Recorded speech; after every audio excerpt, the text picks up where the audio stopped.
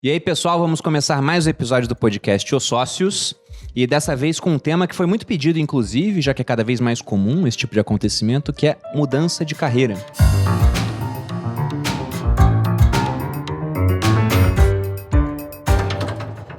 E nós trouxemos aqui 3 mulheres empreendedoras muito bem-sucedidas nessa transição de carreira, que hoje fazem coisas completamente diferentes daquilo que elas iniciaram como profissão. Então, apresentando as 3, nós temos Maria Cecília Rego Macedo, ou Cissa Rego Macedo. Vocês veem pelo nome que é uma pessoa rica, de berço. De berço, né? Esse é o nome de quem é rico de berço. Como é que é o seu nome, bolozinha todo, para as pessoas compararem? Ah, pô, sacanagem. Maria Luísa de Souza Silva. Aí agora eu botei um Perini, que é pra deixar chique. Já classificou. O Maria Luísa fica legal. Maria Luísa classificou. Legal. É verdade. Mas será que as pessoas seguiriam a Malu Silva no Instagram? Malu Perini fica melhor, Por isso, né? que eu usei um nome artístico antes. Inclusive, esse já é um spoiler, uma fofoca, né? Eu só coloquei Perini muito tempo depois de já ser Malu Perini. Verdade. É verdade, eu botei no nome depois. Mas falando do currículo da Cissa, pra quem não conhece, ela é design de interiores, sócia da Sambaíba Arquitetura e criadora dos cursos Decore a Sala, Decore o Quarto e Decore a Casa. E é ex-advogada, né, Cissa? Ex-advogada, fazia direito tributário. Nossa, que maravilha. Que tesão, né? Impostos. Quem não gosta, não é? Eu entendo porque ela largou essa carreira, né? Pois Vamos deixar claro.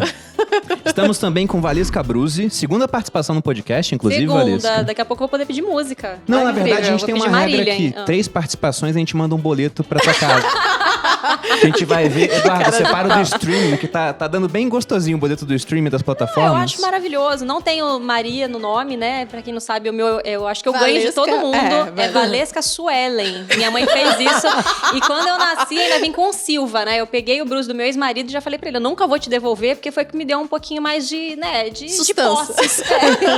Entendi. De milhões na conta. Acho válido. E Valesca também empreendedora digital, especialista em marketing digital hoje, criadora dos cursos 100 Passos e da mentoria Como Conquistar os Clientes Certos. E também é ex-advogada. Também ex-advogada. Qual é a área, Vá? Eu trabalhava com direito administrativo, direito regulatório. Também deve ser uma delícia. Imagino.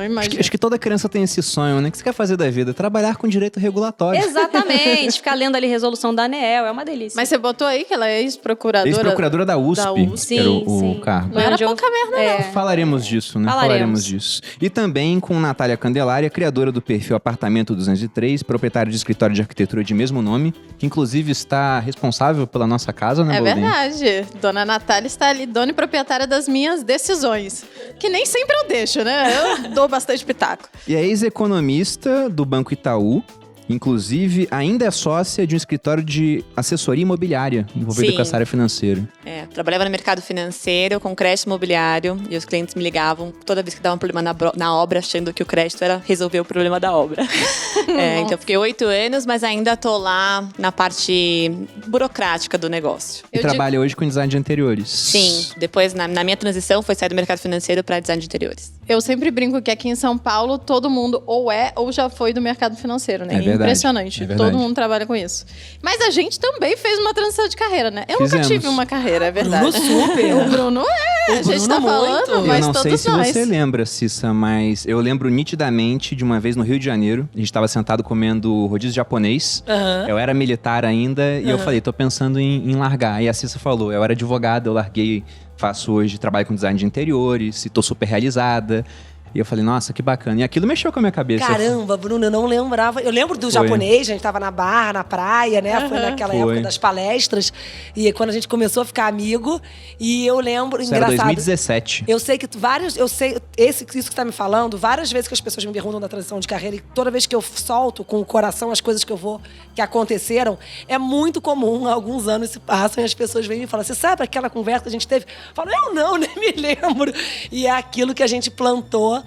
Que bom, fico feliz. É porque vira, acho que um assunto comum. Tem tanta gente que escolhe mudar de carreira hoje em dia, porque a gente é obrigado a escolher muito novo. É isso que eu ia falar. Eu acho que tem muito disso. O fato das pessoas terem que tomar uma grande decisão. início da vida, né? Sem maturidade nenhuma pra E às tomar vezes sem aquela referência decisão. também, né? Você não tem ali um Exatamente. pai, uma mãe, sei lá, um médico, alguém que você queira seguir uma carreira. Não, você não tem referência nenhuma e você tem que... Eu fui muito... Queria prosperar na vida. E aí eu escolhi economia por isso, porque eu era boa de matemática, não tem nada a ver. Economia No humanas. primeiro ano, eu estudava só história. Eu odiava o primeiro ano da faculdade. Então foi muito isso, assim. Foi no embalo, tenho que me formar até os 21. Eu tinha esse conceito. Eu já vou pegar essa deixa. E como é que foi essa transição? Né? É legal Porque a dizer pessoa tem uma isso. formação e, de repente, quando que você vê que você tá no caminho errado? Começando por você até, Boludinha. Não, eu falei, a gente trouxe 3 pessoas que são 3 amigas. Cissa eu conheço há 6 anos, já 5 anos.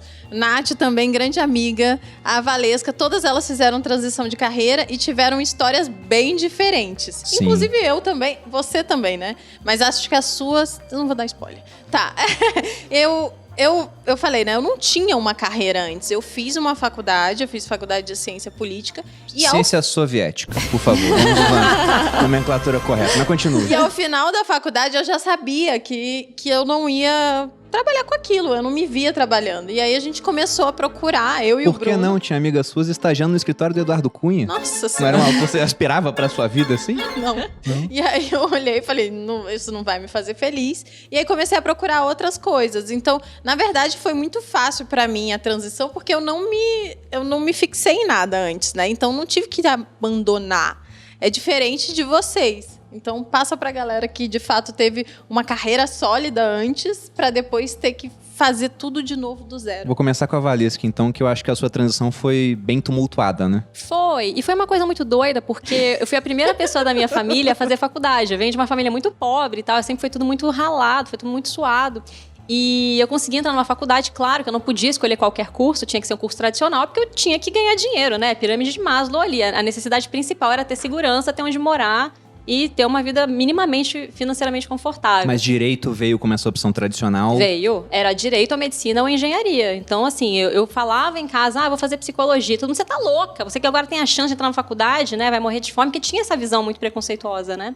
E eu lembro que eu queria mesmo era fazer história. Tanto que eu comecei história, fiz ao mesmo tempo direito e história. Fazia direito na FRJ, história na Unirio.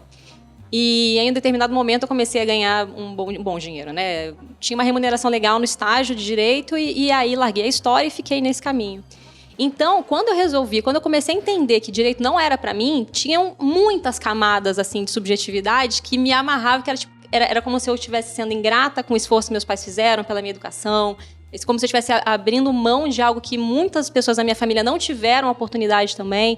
Então foram várias questões psicológicas, assim, né? Mas também quando eu fui derrubando, foi com tudo e aí foi que foi. Você ficou E aí quanto tempo derrubou nessa com área? tudo, vale dizer. Não, eu quero muito que ela conte. Eu tô vendo a cara da Balu que ela quer o balacobaco, Eu quero o balacobaco. Porque foi um ano de muitas mudanças na minha vida. Eu me separei, conheci o Rafa, que é hoje meu marido, né? A gente começou a meter a hora da paixão. Aí eu falei, quer saber? Minha vida já tá uma zona, eu vou largar esse emprego, trabalhar... Pegando em cronologia, você fez direito e se formou quando? Me formei em 2011. 2011. É. E aí você foi fazer essa transição em que ano? 2017. 2017. Em 2017 eu tava de saco cheio, eu não aguentava mais. Eu trabalhava na procuradoria acadêmica na USP e era um saco aquilo, ficar vendo regimento o dia inteiro. E a gente tava até conversando antes de começar o podcast, né? Eu tava falando aqui com a Nath, que eu detestava o que eu fazia, mas eu fazia muito bem feito. Eu gosto de escrever, era uma habilidade que eu tenho. Eu gosto de fazer a coisa de ver qual é a regra, não sei o quê, parará. Mas era muito chato, eu ficava pensando, gente, eu vou fazer isso pro resto da minha vida. Né? Era 1/3 da minha vida ali. E aí? E quando eu tiver 90 anos, eu vou olhar pra trás e falar, nossa, vi muitos regimentos.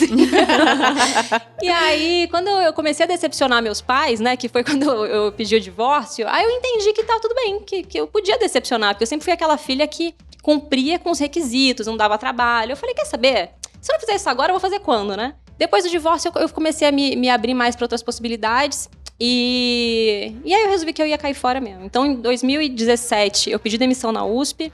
E descobri que tava grávida, assim, umas 2 semanas depois. E eu mal conhecia o Rafa. O que atrapalhava bastante a transição, né? Porque Nossa, imagina que você, imagina. sei lá, poupou pelo menos algum dinheirinho pra isso. Não, eu juntei 30 mil reais, Bruno. Eu achava que, não, isso aqui eu vivo por 6 meses com 30 mil reais. Não sabia fazer conta, meu aluguel. Era um absurdo. Aí depois, quando o dinheiro começou a acabar, eu então, né? Mas graças a Deus, eu já tinha... E eu acho que isso me motivou, né? Eu já tinha um hobby no Instagram ali, mas eu fazia como hobby, assim. Sabia que eu lembro do dia que você pediu demissão? Você lembra? Porque a Malu assistia, ela me mostrou. Eu era seguidora muito fiel, assim. Eu ficava olhando, julgando, obviamente, muitas coisas. Ai, meu Deus do céu, essa menina. Louca. Mas vibrando também, óbvio, né? Tentando vibrar positivo. E ela tentou... Ela fez as coisas meio atropeladas. Quando a Malu falou, será que não é meio loucura? Eu falei, deve ter guardado o dinheiro, né? E eu achava o seu perfil muito bom. Eu te achava super engraçada, super comunicativa. Que pena que você mudou tanto. Mas eu falei, ela tá adotando o caminho certo. Só que logo depois, você falou, tô grávida. Passou um tempinho, eu falei, caramba. Eu virei mãe de família, né, Bruna? Aí a tradicional família brasileira baixou em mim, assim. Mas eu tinha uma audiência já no Instagram, eu já tinha noção de que eu poderia monetizar aquilo de alguma forma, eu já fazia algumas parcerias com empresa e tal, mas não era nada assim, né, que bancasse as minhas contas do mês.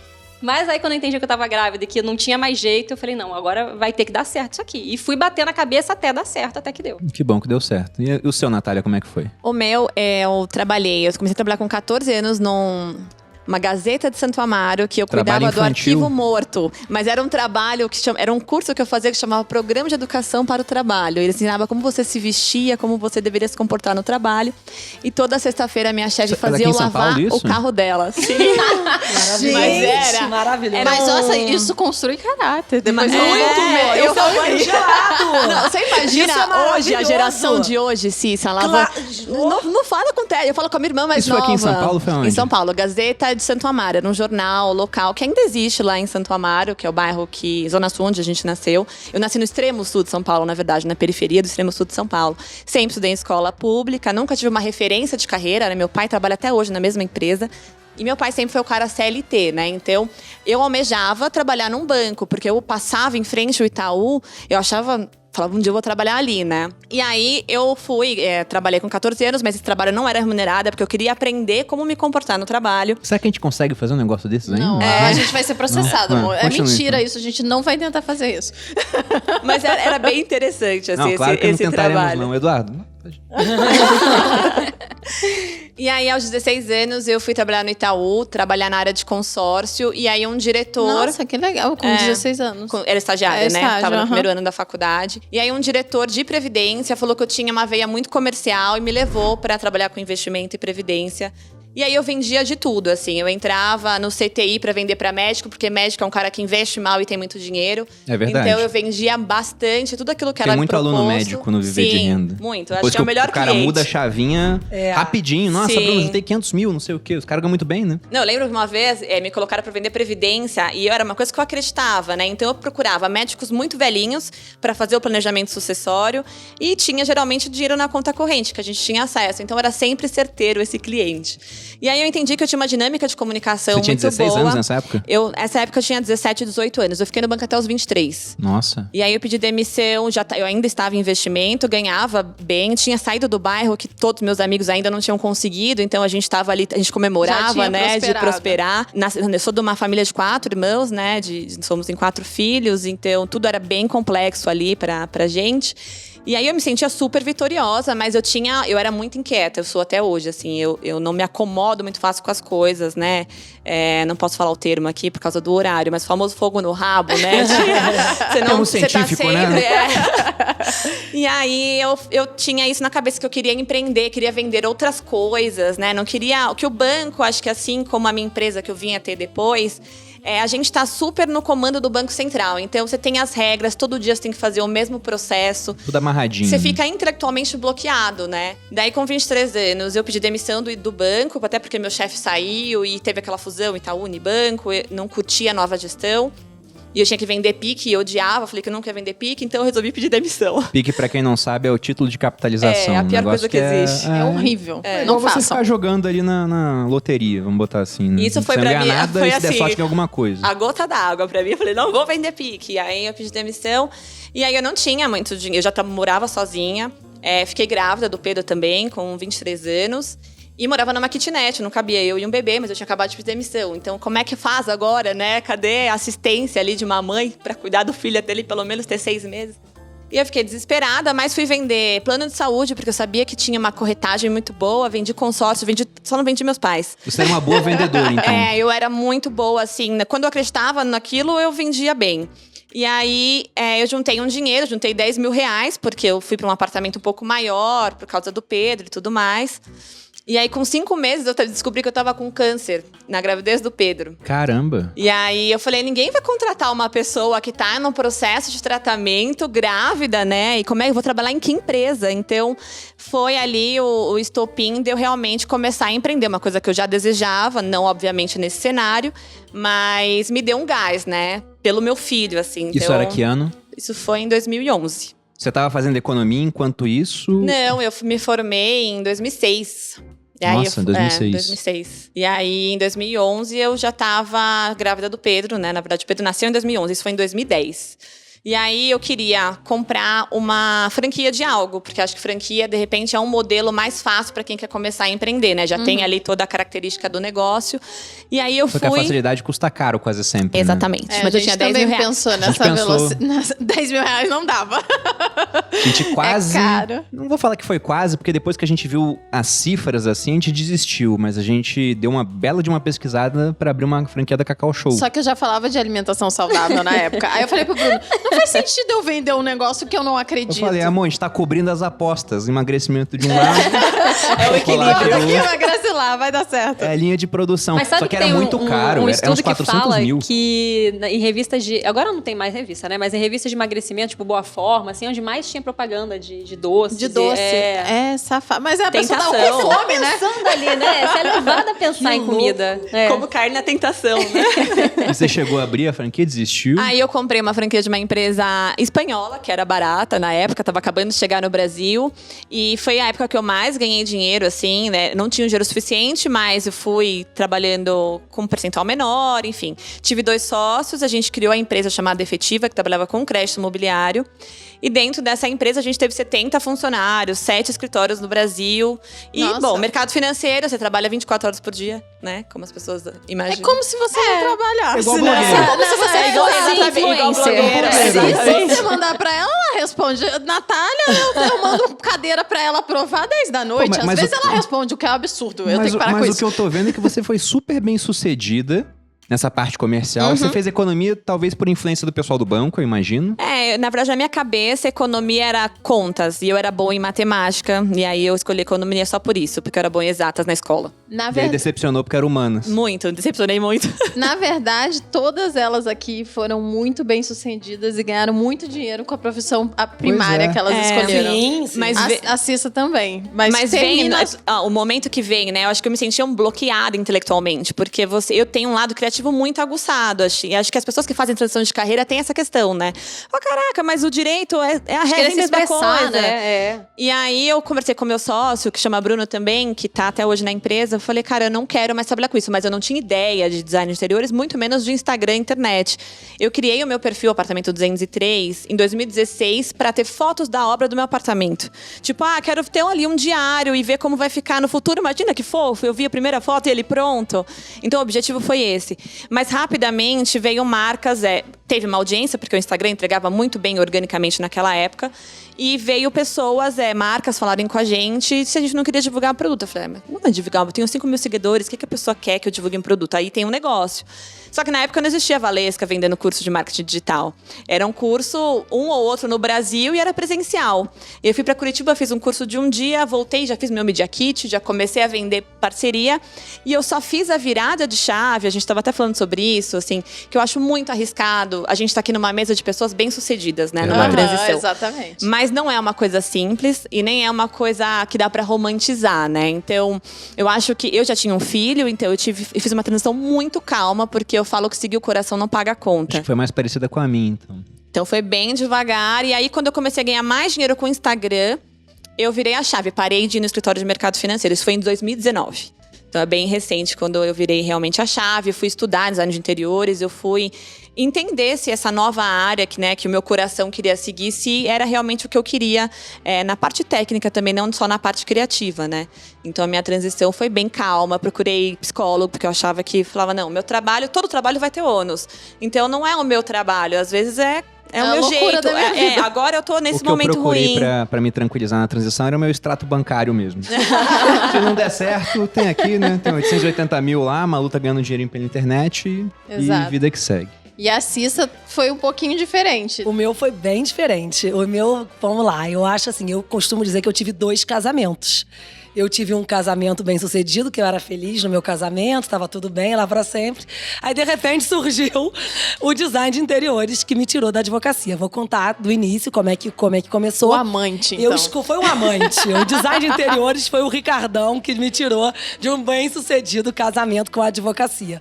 Porque eu me apaixonei, a verdade é essa. Eu me apaixonei e perdi a cabeça e fui. O que acontece? Quando eu escolhi a advocacia, eu tinha 16 anos. Eu estava passando por um momento que a minha família estava começando a perder dinheiro. E aquilo ia chegar num buraco muito pior mais à frente.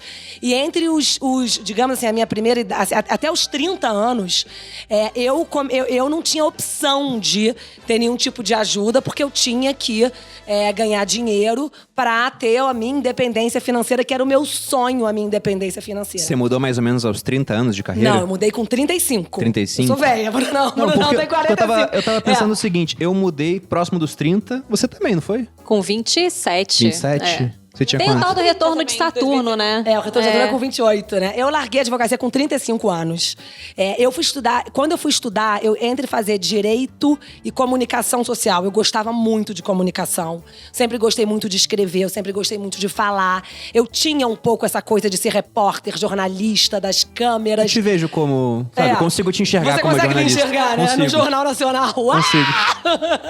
Apresentando um programa matinal entendeu? super. Ana Maria Braga. Você virando assim, sabe? Boa noite. Eu tinha esse lado. Eu gostava de jornalismo e era uma coisa que eu tenho. Mas eu me lembro dessa decisão, do fator financeiro. E eu sabia que a advocacia, na época, eu sabia que o direito dava mais dinheiro.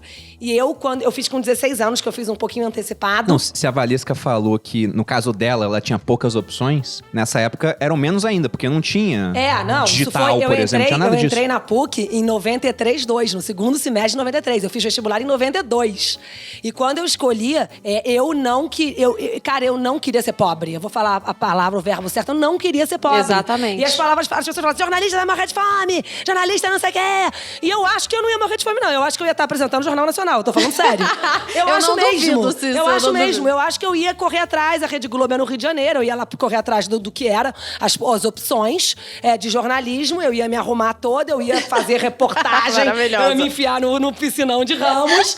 Eu ia fazer qualquer negócio. Eu tenho certeza que teria sido um caminho que eu não sei, que eu acho que eu não ia combinar comigo depois.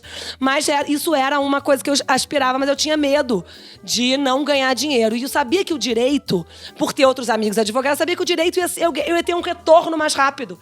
E eu precisava de dinheiro para ir para a balada. Eu precisava de dinheiro para fazer a minha unha. Eu precisava de dinheiro para cortar meu cabelo.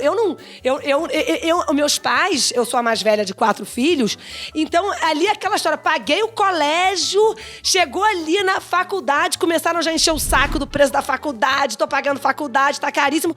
No último semestre da faculdade foi quando meus pais quebraram mesmo. E eu tive que pedir uma que eles bolsa. faziam? Comerciantes trabalhavam com comida, tipo delicatessen, loja de doce. Minha mãe é doceira, minha mãe, o doce da minha mãe, que é outra que fez transição de carreira, e foi uma tardia e foi muito bem sucedida depois. Minha mãe migrou com 60 anos. O pessoal aí que tá achando que é velho, a minha mãe faliu, quebrou, nananã, ficou dura, meu pai morreu, essa é outra parte da história. Mas a minha mãe mudou de vida com 60 anos, hoje ela tem 75. E é uma das doceiras mais conceituadas do Brasil. Rio de Janeiro, do Brasil. Ela é uma das mais conceituadas do Brasil. Então, assim, esses meus primeiros anos, eu não tinha opção e eu fui ser advogada, fui trabalhar com contencioso, que é a coisa de escrever, de litígio, de falar, de fazer sustentação oral. Eu me lembro do dia da minha primeira sustentação oral no TJ, e eu gostava de falar, eu gostava de começo, meio e fim, de conclusão. A comunicação sempre foi um viés da minha da minha personalidade. E fui super bem sucedida. Quando eu tinha 25 anos, eu comprei meu primeiro carro, que era um Gol. Eu queria um Golf, mas eu não tinha dinheiro. Então eu comprei um Gol lotado de acessórios. Tinha todos os acessórios. Eu tô falando, mas você mandou mal, esse carro é caríssimo. Mas eu comprei. Eu lembro que o meu carro era o carro da família. Porque os meus pais tinham... Meu pai tinha morrido. Meu pai morreu quando eu tinha 23 anos. Meu pai tinha morrido. Eu era a irmã mais velha. Eu, com 20 e poucos anos, eu pagava o plano de saúde. Da minha mãe, do meu irmão e da minha irmã mais novos. Porque o meu irmão mais velho já trabalhava no Unibanco. Você virou o sustentáculo da família. Então eu não tinha opção. Eu não tinha opção, Bruno. Eu virei aquela... A minha mãe me colocou numa posição até muito pesada para uma menina. Ter que estar lá do lado dela, porque ela me colocava ali meio marido dela, entendeu? E você tá ali aguentando. Eu tinha irmãos mais novos e eu paguei. Então, assim, esse dinheiro que eu... E os meus amigos da advocacia, o dinheiro que eles ganhavam na advocacia, e eu ganhava super bem, porque eu peguei muita parte das privatizações e os escritórios, quem falava inglês, quem fazia... A gente trabalhava pro sistema Telebrás, privatizando tudo, em 1998, 99. Era um ano próspero. Governo Itamar Franco, um ano que a advocacia ganhava dinheiro, não tinha escritórios estrangeiros no Brasil, não era tão globalizado, e eu era muito bem preparada, que eu sempre estudei em bons colégios, eu fui preparada. Sabe o que acontece? Eu falo assim, eu vim ao mundo a passeio, no meio do caminho, minha mãe falou assim, desceu, acabou o passeio, se vira. E a minha história, eu não vim de uma família pobre, eu vim de uma família que eu recebi tudo como o filho de vocês, estudar nos melhores colégios, fazer inglês na melhor escola, fazer natação, fazer balé. Eu recebi tudo isso e beirando a faculdade, eu perdi. E eu não tinha escolha, não existia trabalhar com o que gostava. Esquece isso. Tanto é que quando eu fui trabalhar com direito tributário, eu não gostava de direito tributário, mas tributário dava mais dinheiro. Claro, eu queria fazer direito penal. Era muito mais interessante. Dava muito mais dinheiro. Mas direito público era muito mais épocas, rentável. que você ouviu falar, mas você ainda não tinha trabalhado com isso, você é mais nova, que era a época dos mandados de segurança para certidão negativa. Você tirava CND, tirava a certidão negativa de uma empresa, ganhava uma liminar. Os liminares pagavam muito dinheiro. Então era uma época que o direito tributário dava muita grana. Para uma empresa muito grande, qualquer ganhozinho, imposto... Percentual de pequeno êxito. ainda é muita coisa. Né? Não tinha tanta concorrência. Os escritórios tributaristas eram de boutique. Eu trabalhava com o Dr. Alberto Xavier, que é um dos maiores tributaristas do mundo. Pode jogar no Google aí, Dr. Alberto Xavier, ele já faleceu. Então eu tive excelentes oportunidades. Eu fui ali arrimo de família. Assim, não arrimo de família, mas eu fui um suporte importante para meus irmãos, e eles reconhecem isso, sabe? Eles têm essa...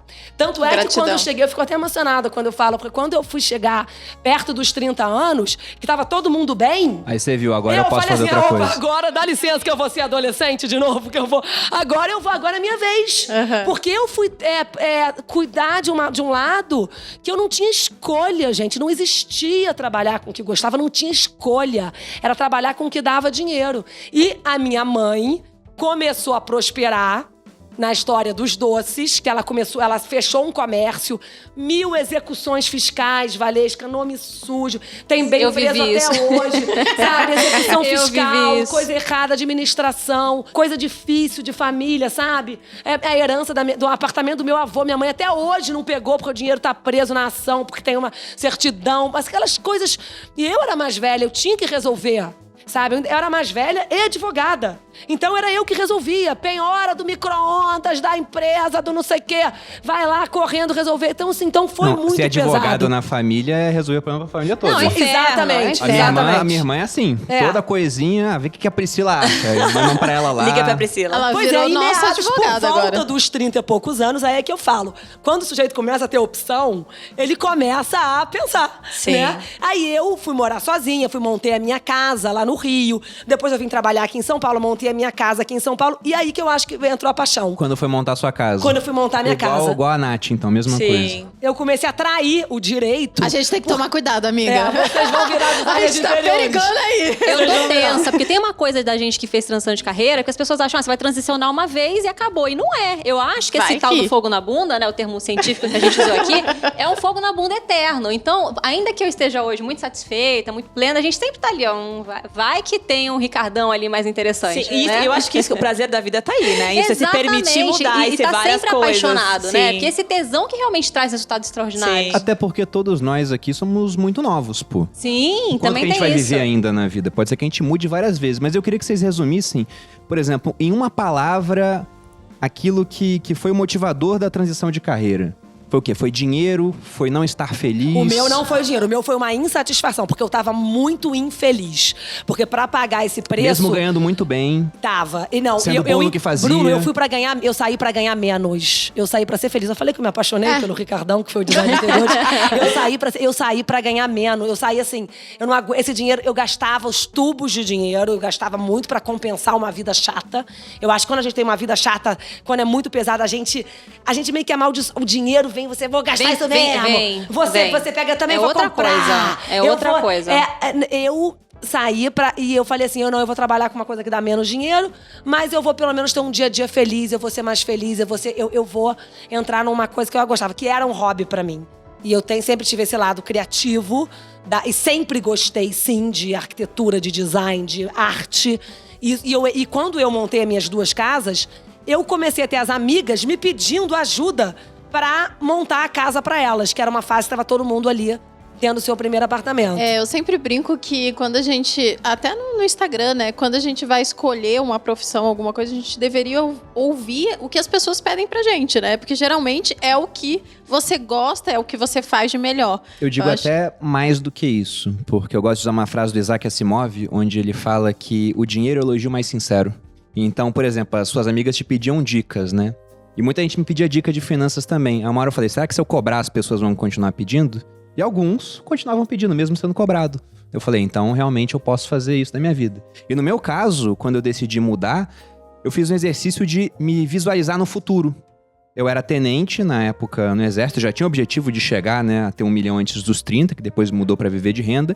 E quando eu fechava os olhos e via assim, onde é que eu vou estar daqui a 5 anos? E eu não conseguia me imaginar no quartel, fazendo as mesmas coisas, só que eu seria capitão, lidando com mais burocracia, cada vez menos com a atividade que eu achava mais interessante, que era tiro, que era treinamento. O futuro. Quando eu fechava os olhos, eu falava, cara, eu não vou estar feliz aqui daqui a 5 anos. Isso também foi importante também, porque eu não almejava ser sócia do escritório. Eu era a advogada mais sênior do escritório. Abaixo do nome dos sócios era eu lá, minha cabecinha, num dos escritórios, no Vieira Resende, que foi um dos outros escritórios que eu trabalhei. Então, eu não almejava, eu não queria ser sócia. Eu olhava pro meu chefe, pra minha chefe, e eu não queria a cadeira deles. E também não queria abrir o Rego Macedo Advogados Associados. Eu não queria ter o meu escritório e não queria. Então, eu acho que eu fiquei sem ambição, sem aspiração nisso. E outra coisa também pegou, a longevidade.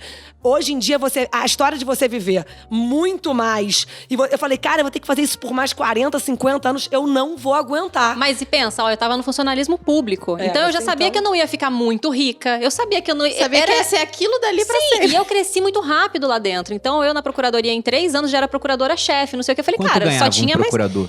Ai, olha, eu tava lá, eu já tava no meu teto, né, dentro da minha faixa salarial, 16 mil, mas ganhava bem, o teto na época Pra do funcionalismo época era público muito era ainda. 25 mil. Na USP teve aquele escândalo, né, dos salários dobrados e tal, mas eram uns 25 mil. O seu não tava dobrado, né, amiga? Não. Infelizmente. Infelizmente, não foi talvez estaria até lá, será? Quem sabe? Agora, isso é importante que você falou. Talvez eu sei lá, um dos momentos quando eu chutei o balde, que eu estava de saco cheio e eu resolvi, fui até dar uma força eu arrumei a história de ajudar a minha mãe como uma desculpa e já me matriculei no ano seguinte em design de interiores. No momento que eu larguei, tava uma fase ruim do escritório.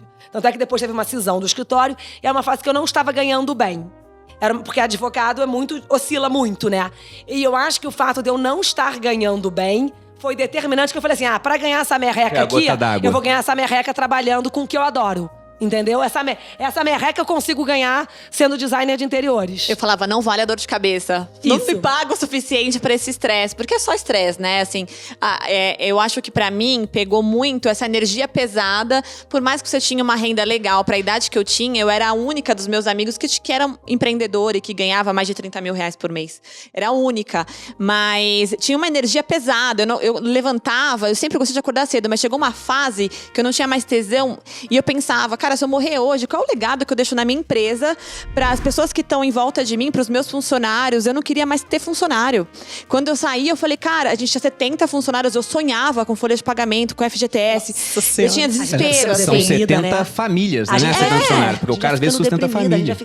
Eu tomei antidepressivo. Eu comecei a fazer terapia por causa do mercado financeiro. Assim, Eu tomava antidepressivo, eu ficava triste. Teve uma época que eu tava tão triste, tão depressiva. Gente, não era eu, juro, é outra pessoa, vocês não E descrevem. eu achava que era um problema mental, uma saúde mental minha que estava afetada. E não que era o meu trabalho. E por isso que eu não busquei de imediato uma transição de carreira. Porque eu já tinha um olhar para o design de interiores. Eu gostava muito, né? Fazendo a minha casa também foi aí que eu decidi fazer essa transição.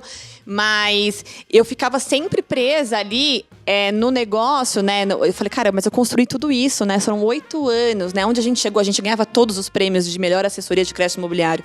Todos os troféus ficavam atrás aqui da gente, assim. Então, eu falava, que deselegante, que desonesto comigo mesmo, né? Que falta de gratidão com a tem gente vida. passando fome, e né? eu aqui toda premiada, né? Com E um acho monte que quanto de mais gente. tempo dando certo, mais complicado é mudar, né? Muito, Sim. porque tem uma pressão familiar e a sua O interna também. meu pai é um cara CLT. Primeiro, meu pai, a ideia de eu ter uma empresa já não entrava na cabeça do meu pai. Quem vai pagar seu plano de saúde?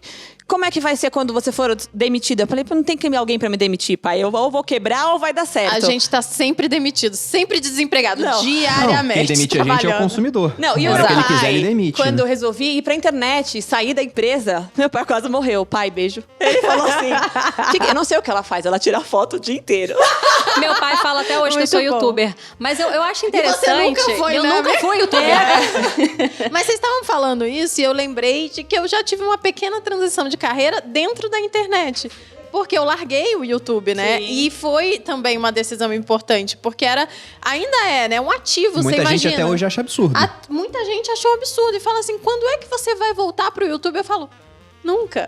Porque não valia a pena pra mim. Era muita dor de cabeça, né? Dava muito trabalho e pouco retorno. Então, pra mim, não fazia sentido. E aí, quando eu falei, tá bom, eu já ganho, eu não preciso do YouTube, vou ficar aqui no Instagram, vou fazer o que eu gosto aqui, vou produzir meu conteúdo aqui, vou largar essa grande máquina. Foi um alívio. Eu imagino que foi isso que Nossa, vocês muito. sentiram. Mas eu acho que uma coisa que a gente tem em comum aqui, e Cissa eu conheço um pouquinho mais, você tá conhecendo agora. Mas eu sempre tive dentro de mim uma coisa de tipo, cara, se der tudo errado, eu sou uma pessoa que já fiz faxina. Eu vendo coco na praia. Vendo coco na praia. Nunca teve essa vaidade. E a vaidade me segurou por muito tempo. Tinha uma carteirinha vermelha ali que era, sou procuradora, meu filho. Eu me achava o máximo. Mas eu pensei, cara, eu já dei esse check na vida. Essa vaidade não tá mais pagando esse tempo. Que pra mim o que mais me aprisionava era o tempo. Eu não era dona do meu tempo. Eu era louca, fitness. Eu queria treinar 3 vezes por dia. Então, assim, pra mim era muito aprisionante aquilo de bater o cartão. E tinha dia que eu esquecia de bater o cartão, tinha que descer correndo. E 10 horas enfiada dentro da USP. Eu achava aquilo... Era sufocante. Não, me dava claustrofobia. E aí eu pensava, gente, se eu estivesse fazendo faxina, juro por Deus, eu lá, procuradora, lá na minha salinha, cara, se eu estivesse fazendo uma faxina hoje, eu tava na segunda do dia, tava indo pra minha casa. Ouvindo música Me felizona. dava desespero, exatamente. Então, Olha, a minha faxineira ganha bem, viu? Vou te contar, não. Ela o fato ganha de bem. não ter essa vaidade, não que seja menor fazer faxina, mas assim, eu nunca tive essa coisa de, mas isso aqui é digno, isso não é. Não, pra mim, trabalho não, sempre eu ouvi foi muito, dinheiro. você vai ser decoradora. Eu ouvi isso, eu me lembro isso de um amigo meu, me lembro desse dia numa festa. Não, o eu pessoal ouvi até hoje fala assim. muito da advocacia, muito. Você vai lá, você vai ser decoradora. Agora você vai ficar- ser blogueira. Não, isso que eu ia também. falar. Que foi a outra transição. No mercado financeiro tem várias alfinetadinhas um no outro. Sim, até Muito. hoje. Quando alguém quer me É, alfinetar, o muito pessoal mais- fala, o influencer, Bruno Sim. Perini, né? Aí sabe o que eu faço, Cícero? Eu pego minhas notas de dólar e enxugo minhas lágrimas. Cara, Bruno, eu tô Das com ofensas você, que me porque olha fazem. só, vou te falar, pode ter certeza, você Não. também passa por isso, E assim. no nosso acredito, meio, no né? nosso meio. Os arquitetos, não são todos, mas uma grande maioria olha pro decorador assim, tipo, você não é arquiteto, né? A gente é designer de interiores, eu É. fiz faculdade, eu fiz tudo mais, assim, perante a advocacia, era como se eu tivesse... Fazendo uma coisa menor, Eu me né? lembro que um amigo meu falou assim pra mim, você tá indo, você casou com um homem rico? Isso é profissão Tem de esse mulher de homem estigma rico. de Você tá madame, maluco, né? isso é profissão de madame. Ele falou isso pra mim, eu falei assim, não, mas o que acontece também? Agora também acho que tem que tirar um pouco do romance para as pessoas entenderem também. Então, isso que eu quero te perguntar isso. Na verdade, para todos vocês, né? Porque o que ficou bem claro é que o dinheiro foi um fator, ele sempre é importante. Você ganhou muito bem, já não estava ganhando tão bem.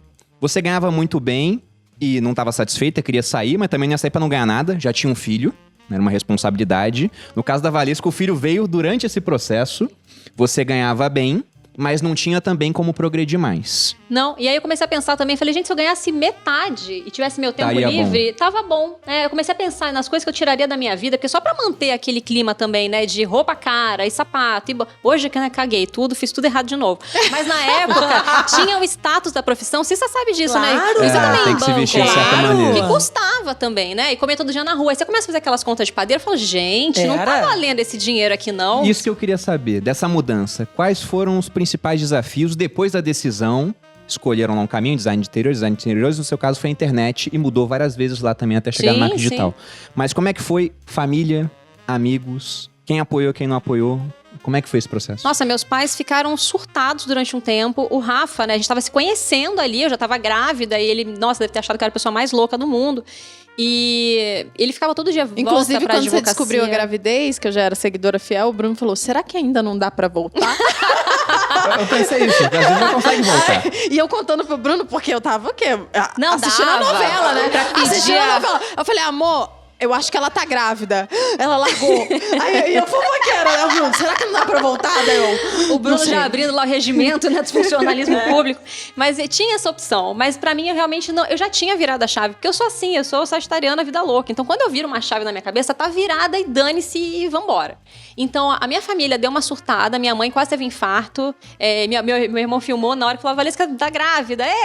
A Valesca pediu demissão. Foi uma coisa meio louca. Mas acabou que deu tudo certo. Assim, hoje em dia, meus pais falam que é o maior orgulho. Meu marido veio trabalhar comigo, mas na época, cara, todo mundo... Eu era de muito carreira, zoada. Né? Grupo de faculdade, né? A galera que estudou comigo, mandavam todo dia. Agora a Valesca é blogueira, tiravam prints e ficavam mandando zoando, a blogueirinha. Você tava no grupo? Tô até hoje, né? Mas agora eles ficam tirando prints pra falar, Valesca milionária. Aí eu acho massa, né? Mas na época era só pra me zoar, então... Acontece, né? Coisa da vida. Não, quando eu criei o Instagram, eu não contei pra ninguém. Eu morria de vergonha. Não, pra ninguém, nem pra amigo, nem pra família. Eu não aparecia. O meu primeiro trabalho, eu fiz assim, quando eu criei o Instagram e vi que tinha como ganhar dinheiro, depois que eu fiz o Media Kit, que eu não sabia nem o que era isso. Não sabia, nunca tinha ouvido falar essa palavra. Media Kit, pra quem não sabe, a gente bota ali um agrupadão dos nossos números, né? Do quanto a gente entrega, das nossas formas de entregar, do quanto que aquilo vale. Então, a gente coloca os nossos valores também, coloca os números da nossa audiência, se é homem, se é mulher, a idade. Então, é bem interessante. É o currículo da blogueira. Inclusive, o primeiro Media Kit da Malu foi eu que fiz, porque ela viu a Valesca fazendo e falou, olha só. É isso que eu preciso. É verdade, amiga. Você sabe que você tem várias Eu tenho que mandar meu link de afiliado depois, tá ótimo. E daí, eu vi que dava pra ganhar dinheiro, né? Com a internet, com public post e tudo mais. Eu fiz uma lista de empresas sonhos. Então, eu ia no LinkedIn e via quem era o diretor de marketing de cada empresa que eu queria trabalhar. E aí, meu primeiro trabalho foi com uma marca, a maior marca de metais no Brasil, que eu trabalho com eles até hoje. E aí, ia ter um lançamento de uma revista. Tem um perfil super pequeno e você conseguiu de cara essa marca. Sim. É porque você era vendedora mesmo, Não, hein? você não sabe o que eu fiz pra conseguir bicha contato. braba. Eu nunca consegui um negócio desse. Eu sempre fui ruim. Malu faz da L'Oréal de graça até hoje. Eu consegui um shampoo. E meu cabelo é boa. Vocês podiam fazer um bom E olha como é propaganda. interessante, né? Assim, desvirtuando um pouco o assunto do próximo podcast da arquitetura e design, que tem que ter. Sim. Você vê como é que dentro da mesma área você pode ter viés e formas de monetizar completamente diferentes. Sim. Eu não faço eu não faço parceria com nenhuma verdade. empresa. Você pensa no cliente final A minha e não nas monetização, ela marcas. não vem das empresas, das marcas, das coisas. Eu indico aquilo que eu uso direto no escritório de arquitetura. Agradeço, todo dia tem uma mensagem pronta. Muito obrigada, mas eu não trabalho com parceria, public post, nananã. E a minha monetização vem como se o cliente final fosse o meu cliente do escritório. É uma outra forma. E você vê A gente vai falar disso no próximo podcast. E daí, Só lembrando que veio 3 vezes é o boleto, tá? Só pra vocês não estarem vendo muito de mim. Enfim, mas desculpa, Mas continue, continue. Desculpa, mas é porque eu achei Imagina, interessante super. esse outro viés da mesma área, É né? verdade, é verdade. ia ter um lançamento de uma revista aqui nova em São Paulo chamada Giz, você deve conhecer, Sim. do Alex Colantoni, um cara que é super importante no nosso setor. E aí eu fui no lançamento dessa revista, tipo, a festa de lançamento era aberta, só tinha que fazer uma inscrição no site, e eu sabia que o pessoal da Deca, que é a marca que eu fui atrás, ia estar lá, porque porque eles eram patrocinador oficial dessa revista. E cheguei lá, eu já sabia a cara, do diretor de marketing, pelo LinkedIn. E aí fomos eu e o Henrique, meu sócio, a gente foi nessa festa, chegou lá, eu dei meu cartão pra ele, eu falei, a chance dele não me dar o cartão de volta. Ele me deu o cartão de volta. E aí eles têm um prêmio em São Paulo, que é o principal prêmio de arquitetura no Jockey. Todo ano eles fazem premiação de projetos. Então a Cissa coloca lá o projeto dela, ela pode ganhar um prêmio, que é pra Milão, enfim. Todos os arquitetos às vezes colocam ali seus projetos. E eu queria cobrir esse evento, ia ser meu primeiro trabalho, porque eu queria saber se eu ia conseguir, né, trabalhar com mídia. Eu nunca tinha feito um stories. E aí eu mandei um e-mail. Nunca tinha feito um stories? Não, jogou alto. Chocada. A gente ficou 3 anos no Snapchat, né? Com medo. Com medo. Mandei um e-mail pra ele falando que a gente tinha se conhecido no lançamento. Se conhecido não, né? Só pediu o cartão dele, ele me deu.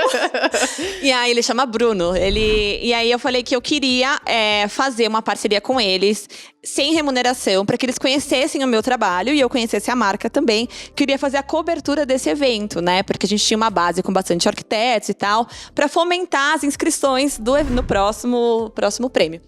Na hora, ele me respondeu, copiando toda a equipe de marketing, assessoria dele, não sei o quê, e fechou com a gente, sem nenhum valor naquele momento.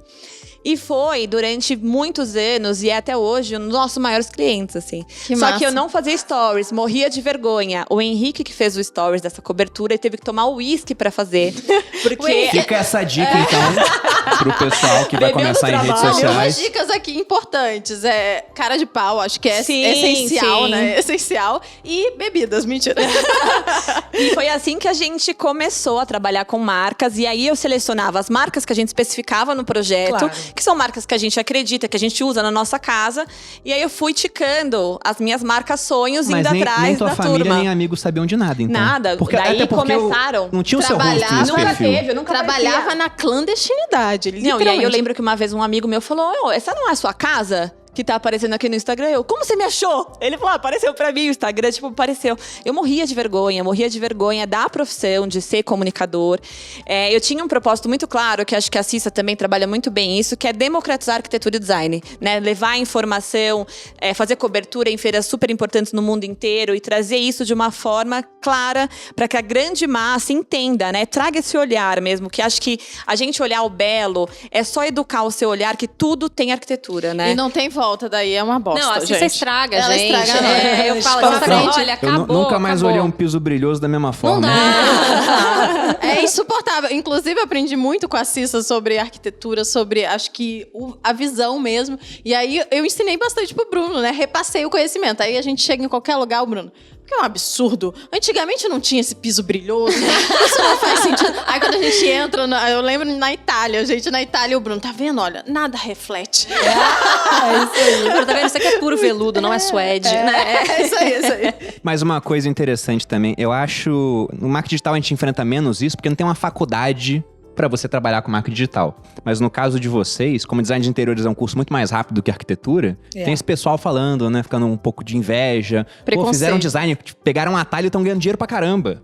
Então também tem essa opinião dos arquitetos mesmo, né? Sim, e o meu primeiro cliente foi uma amiga, porque eu tinha medo de não saber decorar de fato, né? Fiz minha casa, achei linda, mas aí, o que as pessoas vão achar? E aí pedi pra uma amiga nossa, foi nossa primeira cliente do escritório, o Henrique já trabalhava com arquitetura, com escritórios grandes e tal, mas ele nunca gostou de interiores. Geralmente arquiteto não gosta de interiores, né? Tem por isso que a gente existe, né? O complemento.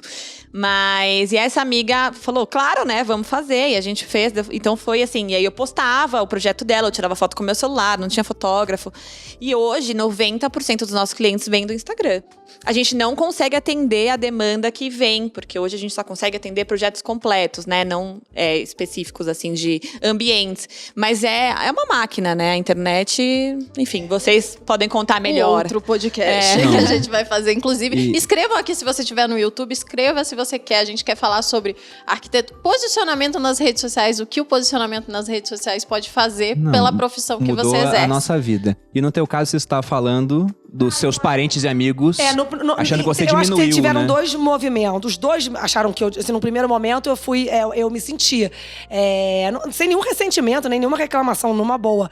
No primeiro momento, quando eu larguei o direito tributário, num escritório bom, com uma carreira não sei o quê, eu tive sim esse olhar de as pessoas preocupadas até, de que eu tava dando uma decisão errada. Mas também, gente, eu também, de qualquer maneira, o pior cenário que ia acontecer, e a gente tem que ter esse tipo de humildade, eu inclusive pago a minha OAB até hoje, e a minha Também pago, também pago. Eu tinha essa humildade que eu falava assim, gente, se der zebra também, qual é o problema? Volta, estuda, mudou o Código de Processo Civil. Você tinha um plano B, né? Eu tinha um plano assim. B e eu ia voltar, ia bater na porta dos escritórios, eu saí sempre com as portas abertas, sempre tendo boas relações, sabe, sempre tive orgulho das coisas que eu fiz e do meu passado, e batia lá. Se precisar, gente, tá ótimo, volta lá humildemente e volta atrás, fala, foi uma decisão errada. Ia ser isso. Agora, assim, realmente, eu acho que tem um ponto que é importante colocar, é que, assim, eu não tenho filho, eu voltei pra casa da minha mãe, eu paguei um preço chato pra caramba, eu vendi minhas coisas, vendi sofá, puff, almofada, não sei o quê. Eu voltei a morar com a minha mãe. A casa inteira que ela tinha montado, que eu tinha montado, vendeu. eu só guardei meus quadros. Os quadros estão todos pendurados lá na casa da minha mãe afora. Então, assim, voltar pra casa da minha mãe não foi fácil. Eu chorava no banheiro, eu ficava nervosa. Foi difícil, foram 10 anos construindo toda essa mudança de carreira. Então, assim, fiquei sem dinheiro mesmo, eu não tinha dinheiro pra fazer academia. Quanto tempo demorou pra dar certo? Você falar assim, nossa, mudei e realmente... 6 anos. 6 anos? 6 anos, eu acho, assim, pra colher. Que foi 2019, quando eu fiz o meu primeiro produto digital, que foi o Grupo de Milão, que eu fui super criticada na internet também, porque ninguém vendia nada. Eu fiz um negócio lá no PagSeguro, o meu irmão era o meu suporte. Gustavo, faz o negócio aí que eu vou vender, vou pra Milão, pra Feira de Milão, e vou vender, mostrar essa feira pra todo mundo. Foi maravilhoso. Porque você era uma Eu blogueira comprei, que mostrava tudo de graça, de repente, eu mostrava tudo de graça, subi o arrasta pra cima. E vendeu. E vendeu pra caramba. Quando você descreve aqueles seus 37 mil daquele negócio, o meu foi 72, né? Na verdade, foi 79, meu irmão foi com 10%, e eu fiquei com o dinheiro. E esse dinheiro, eu falei assim, cara, é isso. Esse dinheiro me iluminou de um caminho. Aí eu acho que eu fiz eu não vou falar uma segunda transição de carreira, porque eu continuo mantendo o escritório de arquitetura. Inclusive, a Valesca, que é minha cliente, se eu falar que eu fiz transição de carreira, ela vai falar, tá louca, abandonou minha obra. Assim, não é isso. Aí Você só escolheu um novo veículo pra divulgar o trabalho. Um novo veículo, e eu saí pela tangente nessa segunda. Mas tenho certeza que a turma toda, arquitetos e designers de interiores, e o povo no começo, não gostar, falam mal dessa coisa de, você é blogueira, e sempre diminuindo, é blogueira. Por que não estão vendendo tanto que vocês estão vendendo? Aí essa coisa de ser blogueira, mas posso falar, eu inclusive teve uma vez, uma história até engraçada, a Luísa, minha sócia, que vocês conhecem, a gente estava na casa de uma cliente nossa, e a cliente virou pra Luísa e falou assim, Luísa, você não se incomoda da Cissa, tá sempre mostrando, era na época do Snap. Não sei o que. Aí a Luísa, eu vi que ela ficou meio na dúvida. Ela não sabia se ela se posicionava morro de vergonha, ela é uma louca, ou se ela falava, não, isso aqui tá virando trabalho pro nosso escritório. Eu vi que a Luísa ficou ali super dividida. Aí eu chamei a Luísa na chincha e falei assim, Luísa, vem cá. Você tá dentro ou você tá fora? Porque se você quiser, você não aparece aqui nunca. Ninguém vai nem saber da sua existência e eu te tiro de cena e você não vai aparecer. Aí ela, não, de jeito nenhum, eu tô dentro, vamos mostrar, pode fazer, não sei o quê. A Luísa é maravilhosa, ela é maravilhosa, minha adoro. sócia, querida. Mas foi um turning point de você falar, o digital conta, o digital não conta, entendeu? Então, foi... Porque a partir dali, né, eu acho que já ali as pessoas vinham muito já pro escritório, pro Sambaíba Arquitetura. Sim, o meu primeiro projeto online foi em 2017, pelo Skype. Ninguém falava em projeto remoto. A gente estava começando. Isso, mas eu senti sim esse olho torto em relação da troca pra design de interiores. E sinto sim esse olho torto como blogueira. E, gente, não tô nem aí, cara. Pode me chamar. E o que eu posso dizer do outro lado do mercado é que esse olho torto tá cada vez mais desentortando, porque vira tudo meu aluno, né? Isso, hoje eu todo mundo pede pra ser. Aluna. E você marca lá, segue a Cissa e copia tudo que ela faz. Empreendedora. Eu já olhei e falei, esse negócio aqui de Instagram, porque o Bruno falou uma coisa que foi muito interessante, né? Que o dinheiro é o melhor elogio. E eu queria falar sobre coisas que as pessoas não queriam me pagar pra falar. E todo mundo falando, cara, ensina como é que você ganha dinheiro na internet, porque eu mesmo com uma agência pequena já ganhava um dinheiro legal. Legal assim, não era perto da procuradoria, mas já cobria. Nunca passei necessidade, assim. Sempre pagou minhas contas depois que eu saí, né, mas da procuradoria. Ganhava porque, pra gente, né, em 2017, a Malu acompanhava a Valesca. A primeira interação de vocês, acho que foi quando ela te marcou falando, a Valesca fala de dieta flexível. Eu ficava impressionado porque você tinha um perfil que era pequeno comparado ao da Malu. Malu já tinha uns 100 mil, você tinha uns 40, você ganhava bem mais dinheiro que a gente. Naquela época eu já muito tirava mais. uns Como é 10 que ela mil por faz mês. isso? Então você já só tinha com essa Instagram. expertise? Tinha sim. Então eu falei, cara, quer saber? Eu vou começar a falar então sobre como é que eu ganho dinheiro na internet. E aí foi a explosão, assim, né? Aí que meu negócio realmente virou e é o que eu faço hoje, profissionalmente, né? Que é ensinar as pessoas a como usar essa plataforma, como usar a rede social pra dar amplitude pra própria voz, né? Me ensina muito bem, eu sou sua aluna e eu já te falei isso várias vezes, vou falar aqui pra todo mundo. A Valesca foi um turning point pra mim, quando eu vi ela monetizando, a capacidade daquilo podia ir.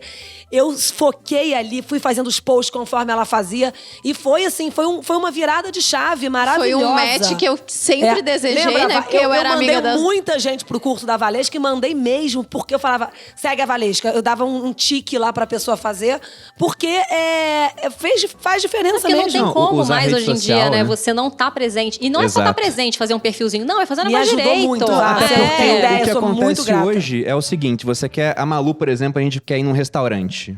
Ela vai e abre o Instagram, vai algumas pessoas que ela segue, que ela vê que tem um gosto legal pra restaurante, começa a olhar o feed e fala, a pessoa foi aqui, foi lá. Exato, eu faço Então, igualzinho. ela às vezes, em vez de procurar no Google ou no iFood, certeza. né, alguma coisa assim, ela pega e olha o Instagram. Então, você tem que estar onde as pessoas estão olhando. É o cara que quer fazer, por exemplo, outdoor no aeroporto, mas no aeroporto tá todo mundo passando assim, ó. Cara, eu acho Aqui, que né? hoje, no nosso celular, o maior álbum é o de captura de tela, né? De coisas que alguém te Com indica, você certeza, captura com ali. Eu certeza. tenho muitas, E assim. eu vejo muito assim, as pessoas se preocupam muito em fazer, faz bem o consultório, aí paga uma arquiteta, né, uma designer de interiores maravilhosa, e parará. E aí na hora de fazer o perfil, fica aquela cara de coisa pobrinha. E aí tem que refletir, né? Suas Sim. mídias têm que refletir esse status, É essa verdade. pompa que você quer passar pro seu cliente. Não, eu acho genial ter esse curso, né? Porque as pessoas precisam entender esses bastidores e levar isso a sério, né? Porque o cliente tá aqui na Verdade. internet. Na verdade, Se a gente... esse episódio foi patrocinado, né, pela BRZ, empreendimento. Não, mas o que eu queria salientar aqui é que esse match eu fiz questão, eu queria muito que acontecesse porque eu queria que a Cissa vendesse com mais clareza e eu queria que a Valesca Você queria que eu parasse de ter ser aquele... cafona, né? exato. Fala a verdade. Imagina. Não, mas foi amor à primeira vista. Eu adoro a Valesca. Ela sabe que eu tenho maior admiração por ela. E as minhas sócias te amam também. Eu a Luísa, adoro. a Roberta, elas acham você assim a Xuxa, sabe? A gente vai pra encontrar a Valesca. Bom, mas uma coisa que acho legal ressaltar, né? Acabamos migrando pra rede social porque isso acelerou o negócio de todo mundo aqui. Todos nós alcançamos um outro status depois que passamos a usar bem rede social. Só que nem todo mundo consegue usar rede social. Então cabe lembrar que aqui nós temos a história das pessoas que deram certo. E aí todo mundo pensa, nossa, transição de carreira é isso aí, vou fazer igual a Valesca, larguei meu emprego, né? Sem engravidar nesse processo, espero que isso aconteça, porque é só insistir que vai dar certo. E muitas vezes não. Tem um autor que eu gosto muito, que é o Nassim Taleb, que ele fala que o cemitério dos perdedores é silencioso. Todos nós contamos as histórias de sucesso porque a gente deu certo. Mortos E as pessoas não gostam contam de história. seguir a gente. Né? Agora, ninguém cria um perfil no Instagram e consegue 100 mil seguidores contando como mudei de carreira e agora tô aqui embaixo da ponte. Vejam aqui. Então tem que ser um processo muito bem planejado, se possível com um plano B estruturado, né? Sempre que possível. Pode ser que sem plano B dê certo.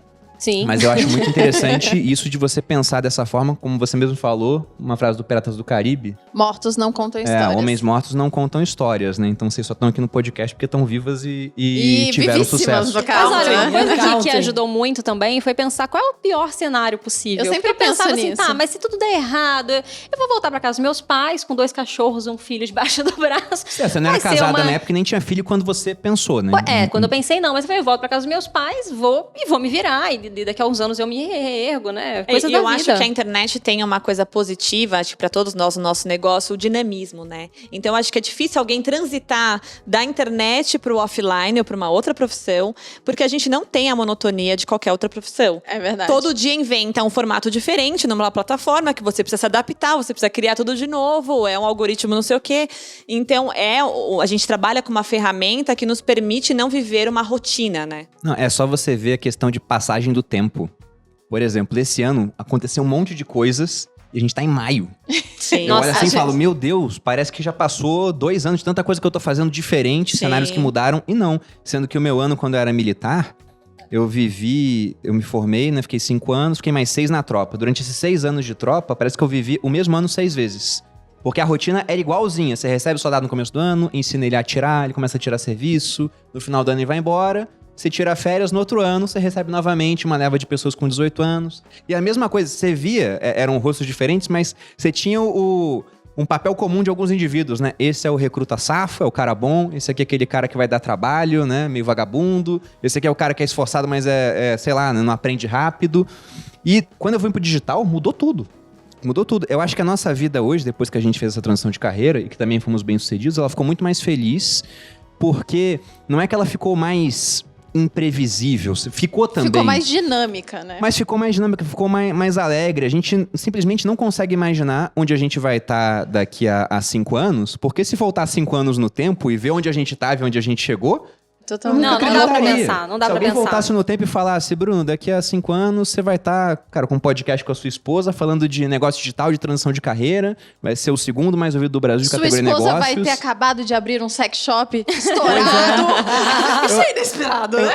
Eu ia olhar aquilo e falar, cara, o que você tá usando, né? Porque não dá pra imaginar esse tipo de coisa. Loucura. Mas eu acho que é importante a gente ressaltar também que não é porque a gente faz uma coisa que a gente ama que todas as coisas que a gente faz, a gente ama. Exato. Isso deveria ter falado antes, inclusive. Porque tem coisa chata pra O que caramba. vocês acham disso? A pessoa que pensa assim, vou mudar de carreira. Porque é agora eu chato. quero fazer o que eu amo. Ah, ela tem 15 anos, né? É, porque... Eu acho que também tem muita gente que quer mudar de carreira porque não gosta de trabalhar e quer sempre fugir do Sim. lado chato. E eu acho Que que existe não em toda tem a como área, né? mudar de carreira. Eu acho que eu não tenho medo. Eu não tenho medo. Por quê? Porque eu sei que eu sou muito trabalhadora, que eu acordo e eu trabalho de sol a sol. Eu acho que nós todos aqui temos essa característica. A gente não tem medo do trabalho, a gente tem a humildade de ser trabalhador, de se submeter às regras que às vezes tem que se submeter a sócio, se submeter a regras de audiência e de coisa, assim, entrar no jogo do trabalho. Se você for arrogante, for achar que você faz o que você quiser, você não vai trabalhar. Então eu eu acho costumo Vai querer dizer- ficar mudando de carreira toda hora, Eu tenho, né? Você não eu tá tenho uma satisfeito. frase Isso. icônica que eu sempre falo: trabalhar dá trabalho, em qualquer área. Então não adianta você imaginar que eu vou sair pra fazer o que eu gosto e aí eu não vou trabalhar nenhum dia da minha vida. Mas sabe o que eu acho Não. que Isso é pior o do que perigo o do que Acaba com o seu sonho. Pior do que ela falou de as pessoas que querem trabalhar com o que ama é quem vende isso, né? Porque Não. hoje tem um boom de siga seu coração. Acho que essa. Eu acho que esse é um isso caminho- me preocupa, assim, muito. Porque às vezes você vende uma coisa que não existe. E a pessoa fica traumatizada e ela nunca vai trabalhar com o que ela gosta. Então, a gente tem um ônus de internet, a gente tava falando isso antes de vocês chegarem, de a gente não tem A fim de gente chegou expediente. atrasado, vocês viram, né? Deu bastante tempo pra elas falarem. A gente não tem o fim do expediente, né? Às 18 horas, vou só curtir uma série com a Malu, não vou fazer mais nada. Então, a internet é tão árdua como qualquer outra profissão, né? A gente tem um ônus muito pesado. Obviamente que a gente consegue escalar o nosso ganho, que talvez qualquer profissão que a gente já tenha tido, a gente não consegue. Mas tem um lado Escalar também... com baixo custo, né? Isso é muito bom. Exatamente. Tem um lado de burocracia e de bastidores bem pesado, que acho que hoje a gente tem essa possibilidade de ter um curso que vai te ensinar ali os caminhos e acho super vantajoso para quem tá começando ou quer empreender. E antes de largar o que você tem na mão, Elas você também buscar... combinaram um patrocínio aí do curso da Valesca antes da... Não, mas eu acho que, por exemplo, na minha O época boleto não tinha vem. isso. Talvez a minha transição teria sido mais rápida Não, se eu com tivesse certeza. uma orientação, sabe, dos Ouvindo caminhos. quem já fez, né? Sim. Fica mais fácil. Mas sobre isso de realmente, vou fazer o que eu amo, eu fico me perguntando se o Johann Peter Gerdau, ele acorda assim pensando, meu Deus, como eu amo pregos, né? E Quem objetos é esse de cara, metal. amor, É o que cara a da gente não Gerdau. tá sabendo. Ah, Gerdau. Ou se o Jorge Paulo Leman, da Brahma, acorda com a cerveja dele. Nem bebe cerveja, Mas ele não olha come só, Burger você King, sabe ele que é dono essa dos coisa, dois, eu pô. acho que é uma conjugação de coisas. Eu acho que isso é muito sutil e tem que ter muito cuidado quando a gente fala isso, porque eu acho que quando a gente tá ali no nosso talento, assim, no sentido do talento, da nossa vocação, daquilo que a gente faz bem, aquilo que a gente brilha, isso não é aquilo que a gente faz bem. Eu acho que a chance da gente prosperar e ganhar dinheiro é maior, porque O preço é mais a gente leve. meio que se desapega. Não é muito louco uma capricorniana falar isso, porque capricorniano nunca se desapega do dinheiro. Porque se alguém Voltamos falar, ao quadro liberal volta- místico aqui. Não, assim, mas eu acho assim, quando você faz aquilo que você faz com maestria, que é a sua vocação, que é aquele lugar onde você serve mais gente. Quantas pessoas você ajudaria na procuradoria da USP? E quantas pessoas a sua mensagem transformou vidas? A minha foi uma delas, entendeu? Então eu sei que a minha mensagem, eu vejo quando a Malu fala, Cissa, você foi mudando a minha cabeça, eu olho nas coisas, eu não gosto de nada, eu não consigo achar apartamento. E eu vejo a sua caminhada, eu sei a transformação que a minha mensagem foi plantando no olhar de tantas pessoas que me seguem. Eu sei que eu tô ali no meu melhor, como se eu estivesse num jogo de futebol. Tem o goleiro, o atacante, o zagueiro no meio de campo, né? Eu sei que eu tô jogando na minha posição. Então, jogar na minha posição faz com que eu prospere.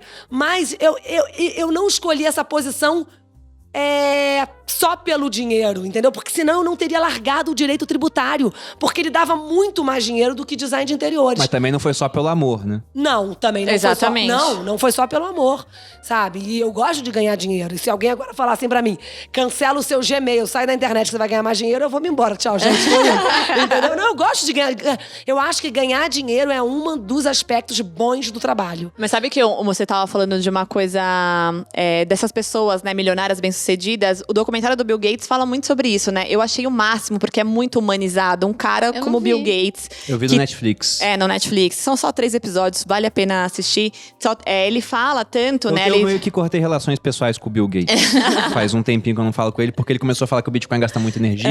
Como se o negócio dele fosse movido a lenha, né? Ou que o computador não gaste mais do que eu acho engraçado, assim, que ele não dá conta do trabalho dele, mesmo sendo bilionário, né? Ele tem ali relações difíceis, Você viu familiares. Que ele separou com a esposa? Ele separou da esposa Ele tem agora. problemas com os filhos, de não dar atenção. Então, assim, qualquer trabalho, você sendo bilionário ou não, você tem ali o lado do ônus. Acho super Inclusive, interessante. falaram até que, se quiser procurar pistas de por que o casamento do Bill Gates não deu certo, é só olhar a empresa dele, né? Micro e soft, mole, né?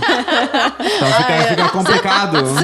Eu achei bem infame, mas eu Puxando já achei pro boa. lado do sex shop. Mas uma coisa sobre isso de transição de carreira, como eu também fiz esse processo, acabei sendo bem sucedido, amigos meus vieram falar comigo depois, porque o que mais acontece, a Valesca deve ter experimentado isso também, é funcionário público insatisfeito. O pessoal rala pra caramba pra passar num concurso, que não é fácil, porque no Brasil muita gente quer fazer concurso. Minha avó falava que filho de pobre tem que fazer concurso. E nem pobre eu era e acabei seguindo esse caminho. Era o sonho da minha mãe que eu fosse procuradora do Estado. Era o sonho. Exato. Não, e ainda mais no direito, né? Ainda mais no direito. Isso acontece muito. Minha irmã tentou concurso público. Quando eu falei que ia sair do exército, meu avô falou, nossa, mas você não vai ser general, vai largar, não sei o quê.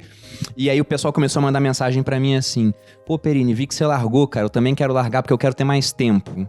Né? Eu também quero largar porque eu no exército faço muita coisa que eu não gosto. Também quero largar porque eu quero ganhar mais. Daí eu falei, cara, até você ter tempo, você não vai ter tempo pra nada. Até hoje eu trabalho mais em termos de horas do que eu trabalhava no exército. Só que a diferença é que como eu gosto do que eu faço, acaba que o tempo rende mais. Eu tô na minha posição igual você falou. Isso. Sim. O outro ponto é, eu não gosto de coisas que eu faço. Eu nunca acordei assim e falei, meu Deus, como eu amo pagar os meus impostos, né? 6 guias diferentes todo mês porque eu saí do simples. Não é legal isso. Então tem coisas que eu não gosto de fazer. Eu, por exemplo, eu não gosto de grupos muito grandes. Agora a empresa tem 80 pessoas, pô. Lógico que eu não tô lidando com ela sozinha, né? Tem outras pessoas me ajudando com isso. E o cara também falou, eu quero sair pra ganhar mais. Você só ganha mais quando dá certo.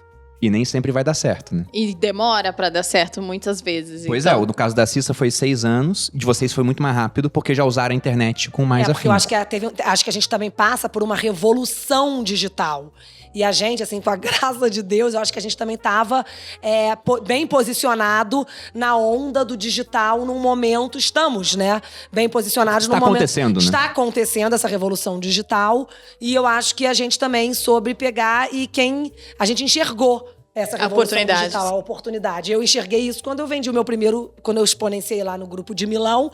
E eu falei, opa, para eu ganhar esse dinheiro de lucro fazendo projeto de interiores, quantas obras, quantas vezes, quantos desenhos, quantos arquitetos têm que trabalhar comigo, quantas idas às lojas, não sei, atendendo o cliente, entendeu? Então, assim, essa potência do digital e que as pessoas acham que é bolha, né? Que ignorância, né? É um dos argumentos mais idiotas.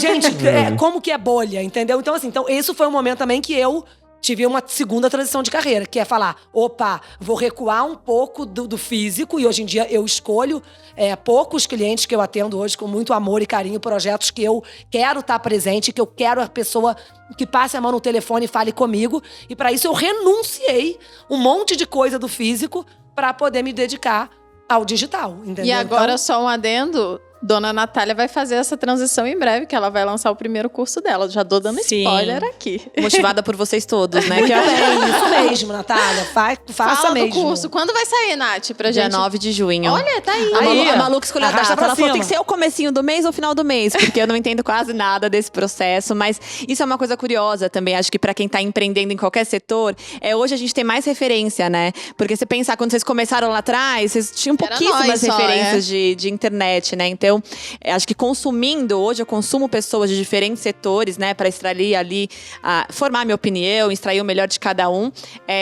Eu entendi que passou da hora, né? De lançar um produto digital, então E do tá que é o chegando. produto? É de mesa aposta. Maravilhoso. Muito bem. Gente, eu queria fazer uma última pergunta. Porque falamos de transição de carreira, contamos um pouco da história de vocês, motivos, vimos que todos foram bem-sucedidos. E com certeza tem gente assistindo aqui o podcast, né? Ou ouvindo no Spotify ou outras plataformas, pensando, tá, mas será que isso é pra mim? Tô com 40 anos, né? A Cissa mudou com 35. Eu mudei com 35 e eu Não. me formei em design de interiores com 39. Pois E a sua é. mãe? O Minha que mãe vocês... Mamãe, claro. Então, o que você daria de dica pra essa pessoa que tá assistindo a gente, que ela não está insatisfeita temporariamente com o que ela faz, ela viu que é algo estrutural, ela não se imagina mais fazendo aquilo. Como planejar esse processo? O que vocês fariam se fosse com vocês hoje? Pra que isso tivesse mais chance de ser bem sucedido, né? Eu acho que primeiro eu estudaria sobre uma próxima área que eu queira atuar. Porque eu acho que a gente precisa, pra gente vender algo, né? A gente precisa ter um valor daquilo que a gente vai passar pras pessoas. Acho que vocês são especialistas no que vocês falam. Você é um gênio, né? Porque sabe de tudo de cor, eu escuto os podcasts. Todas as citações, Ele eu falei, sempre tem uma citação, certeza né? que o Bruno estuda antes. Hoje eu vou citar o fulano de Sêneca, tal. Não é Cícero, possível. Platão, Aristóteles. E por sinal, Sêneca não Lisonjeado, vai. são seus olhos, Nath. Eu não acho que eu tenho todo esse brilhantismo que vocês Sêneca falam, não que foi eu sou pra negar. citado hoje. Cadê o Sêneca? Vou citar no final, calma. Eu acho que o primeiro passo eu busquei fazer as coisas de forma estruturada, né? Então, acho que uma pessoa de 40 anos hoje já tem um patrimônio, alguma reserva, que acho que é o número 1, né? Porque se Você der foi bem certo, responsável se nisso. der errado, você tem ali como, ainda mais quem tem filho, família, enfim, precisa gerenciar tudo isso. Porque senão a transição vira uma dor de cabeça, um pesadelo, se você não tiver essa garantia ali de pelo menos sustentar durante um período, né? Então, acho que o planejamento é super importante e estudar e se aprofundar numa próxima área que você tenha desejo em trabalhar, né? Aquilo que você tem aptidão, que acho que vai ser muito mais fácil essa transição. Tem um pessoal que fala, né? Queime sua ponte. Sim. Só que eles não contam as histórias do cara que queimou a ponte e caiu no rio, né?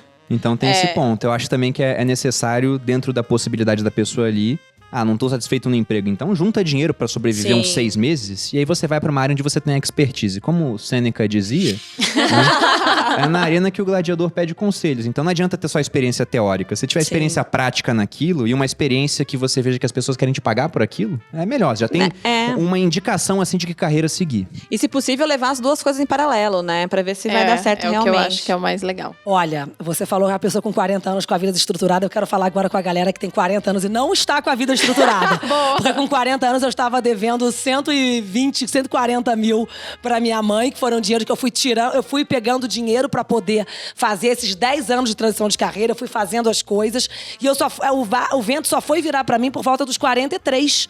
Então, assim, tem muito... E na minha família tem histórias. E a minha mãe mesmo, quando meu pai morreu, ela tinha 53 anos e ela tava super quebradaça. E ela foi migrar do comércio das delicatessens para os doces de festas por volta dos 60. E ela, na casa entre os 60 e os 70, ela super prosperou. A minha tia Escila, que tinha confecção, que fazia toda a linha de bebê da Mesbla. Não sei se vocês são mais novos que eu. A Mesbla era uma grande magazã, que tinha como se fosse uma loja dessas Tem no Brasil todo, ela vendia confecção. E a minha tia quebrou. Quando a Mesbla quebrou, minha tia quebrou junto e foi fazer torta para vender torta da casa de um pro outro. E de vendendo torta, foi fazendo mesa de frios, pão a metro, não sei o quê. E hoje em dia é um dos maiores bufês do Rio de Janeiro. E comprou apartamento por volta dos 50 anos. E deu apartamento pros filhos. E é uma guerreira que passou por essa pandemia fazendo delivery, porque não teve festa. E minha mãe também. Então eu digo assim, o valor que eu trago para as pessoas, independentemente com ou sem em transição é o trabalho. É acordar de sol a sol e não ter medo de trabalhar. E muitas vezes, não é todo mundo que vocês são do mercado financeiro, é normal para vocês a história de ter dinheiro em fundo, em ação, em Bitcoin, mas muita gente não tem nenhum centavo guardado e vira o mês e paga o boleto. E os meus pais viveram a vida inteira assim, pagando as contas, tinham 4 filhos e o dinheiro do trabalho paga as contas. Então, assim, a minha dica é, se possível, façam a reserva, aprendam a fazer a reserva, a parte financeira é muito importante. Eu não fiz, hoje eu aprendi a fazer a reserva e eu não quero nunca mais não ter a reserva. Eu não quero pirar e não ter dinheiro guardado nunca mais na minha vida, sob pena de viver apertada, mas eu acho muito importante ter a reserva. E a dica que eu dou é não tenham medo do trabalho. Acorda para trabalhar. O trabalho enobrece, dignifica. Quando eu era estagiária e os meus pais estavam super quebrados, eles tinham delicatessen, não tinha restaurante na PUC à noite. Eu levava sanduíche da delicatessen deles para vender para a galera da minha turma e eles compravam os sanduíches da PUC para vender e com aquele dinheiro fazia diferença para mim. Então, assim, é o valor do trabalho independentemente da carreira. Eu vou na mesma linha da Cissa. É acreditar no trabalho e trabalhar mesmo. Não é trabalhar com o seu ego, é trabalhar com a sua força mesmo. Vai lá, coloca a mão na massa, vai fazer uma faxina, vai fazer uma diária, vai fazer uma unha, vai aprender a fazer alguma coisa. Trabalhe, não vai acreditando que a vida vai ser mil maravilhas depois que você transicionar. Talvez dê tudo errado, sim. Mas vai trabalhar, né? Sempre vai ter alguém precisando comprar uma água no sinal. Menos ego e mais trabalho. Até porque, a gente falou de rede social também, o pessoal pensa, vou pra rede social e vou dar super certo. E é um mercado muito livre, qualquer um pode criar um perfil agora e começar a falar de design de interiores, por exemplo, pode fazer um curso, especializar nisso. Só que por ser um mercado muito livre, também é altamente competitivo, né? Eu acho que a todo barreira mundo compete com todo mundo. A barreira de entrada ainda é muito baixa. Eu acho que nos próximos anos a tendência é subir um pouco essa barreira. Mas se você não estiver disposto a colocar a mão na massa e fazer coisas que você não gosta de fazer, é muito difícil você prosperar. Boa parte do meu trabalho é fazer coisas que eu detesto fazer. Eu odeio gravar patrocinado, né? Eu fico brincando, a minha briga com meu sócio cara, eu não sou atriz. Aí você tem que falar, venha hoje para a semana do... É um saco. Mas a gente vira, né? Mas tem que fazer. Daqui a pouco a gente tá atriz mesmo. Tem que fazer. Tem que lidar com funcionário. A gente tava falando de empresa gigante. Cara, hoje eu lido com 20, a gente vai pra 30 funcionários agora. Não é bacana. Eu não vim fazer o que eu faço pra ser empresária, mas tem que fazer, então é isso. É um nível de complexidade muito grande, 30 pessoas já. Você tem algum recado, Boldinha, aí pras pessoas quanto a isso? Não, tudo que elas falaram eu assino embaixo. Acho que é não ter medo do trabalho, entender que trabalho é sempre um trabalho e você vai fazer um monte de coisa chata.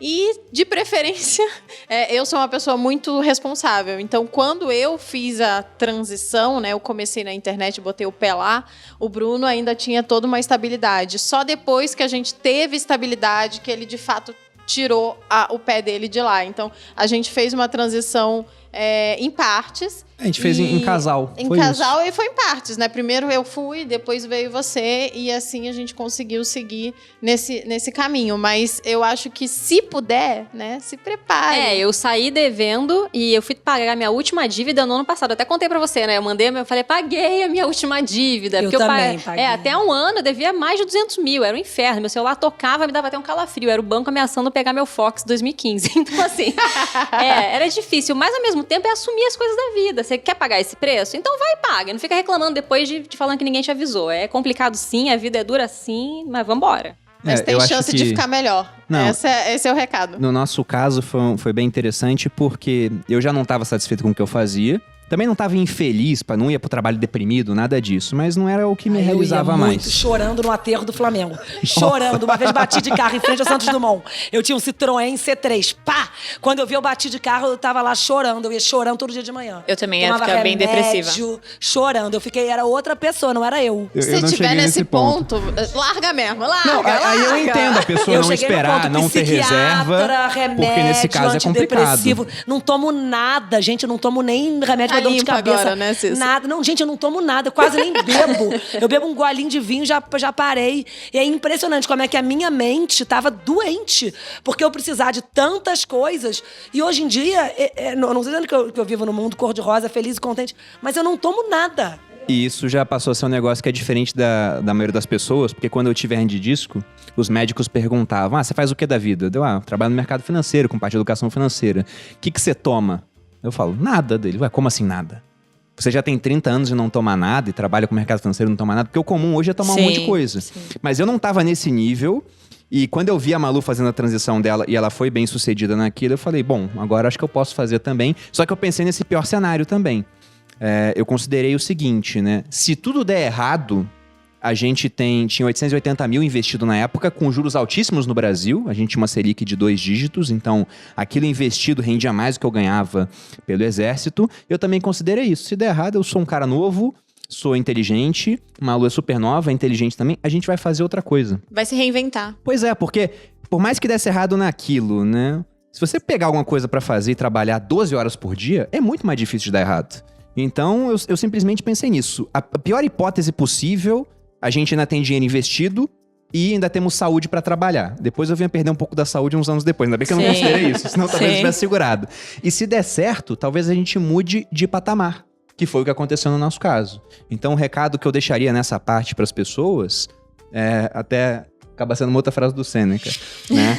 Que ele fala que o homem sábio considera a razão de todas as suas ações, mas não os resultados. O começo está em nosso próprio poder, a gente decide quando vai fazer as coisas, e a fortuna decide o assunto. Então, vai ter coisas que vão acontecer pelo acaso, né? E se você estiver posicionado de uma maneira que o acaso te favoreça, elas podem dar muito certo, como aconteceu com a gente. E se te desfavorece, tem que ter um limite ali, pensar na pior hipótese para que ela não seja tão ruim assim. E acho que tem que estar preparado para o acaso, né? Porque eu vejo também que muitas pessoas deixam a oportunidade passar porque acham que, de repente, o Bruno é muito sortudo, né? Acho que pessoas podem te falar isso hoje. Olhando ele de fora. Esse assunto é muito bom. Tipo, a Cissa deu sorte porque alguém postou ela e ela cresceu. Até deu, mas tava preparada pra sorte. Exatamente. Então, acho que isso é o mais importante. Você tá disponível, disposto e preparado para viver essa oportunidade. Então, eu gosto de contar essa história porque eu cavei todo o meu lugar na internet, porque eu não tive padrinho, eu não tive ninguém que me falou e que me marcou e eu ganhei muitos seguidores. Eu fiquei lá diariamente, há 6 anos eu tô lá. Agregando algum tipo de valor ao meu seguidor. E eu acho que hoje eu tenho uma comunidade gigantesca que me dá muito valor, que reconhece o meu valor. E eu fiz isso sozinha. Você então, construiu. a sorte não seguidora bateu. de vocês, é muito legal ver de fora, sério. Crescer, né? Porque, cara, eu era do Você Mais Fitness. A Cissa seguia a gente quando a gente morava na casa de Realengo, que alagava. Que alagava. Que a cama era enfiada enfiava dentro do armário. E não entendia nada porque ela era amiga rica. Como assim? Amiga rica, perdida, olhava aquilo. E aí ia ter um evento da Malu e eu mandei uma mensagem para um número de WhatsApp lá. O Bruno que respondeu, ele era o suporte da Malu. Era verdade. Lá no negócio. E é muito legal ver a trajetória de vocês. E talvez quem olhe de repente ache que foi um negócio da noite pro dia. E, cara, eu tô vendo isso há anos, né? Acontecendo, e eu me lembro, né? quando o Bruno me mandou o Viver de Renda, o primeiro, você tinha muito menos seguidor que eu. O Bruno era... ele o Bruno tinha ninguém, 3 gatos era só pingados mato lá. Aí a Malu falava assim, Bruno tá crescendo, menina. Aí o Bruno tá crescendo. Aí o Bruno falou assim pra mim, Cissa, você sempre foi muito amiga nossa, tô te mandando o meu curso. Que legal, Bruno, assistir. E, sabe, trocar isso, estar aqui hoje com vocês, é muito além de estar gravando podcast, é muito além do que as pessoas possam achar que isso aqui é uma grande mesa de networking. Isso aqui tá anos-luz disso, e é isso aí, vamos andando junto. Que legal, Cissa, a gente fica muito feliz, porque a gente, acho que todo mundo aqui, são quase todos meus amigos, né? Eu sempre falo que eu brinco. Quem não é? Fiquei nessa curiosidade eu também. chamo as pessoas pro meu podcast pra ser minhas amigas. Gosto de todo mundo, da Valesca nem tanto. Não, eu quis dizer que todas são meus amigos. Não, ficou mal entendido, né? Quase todos. Não, todos são meus amigos. Inclusive, todos já trabalharam comigo de alguma forma.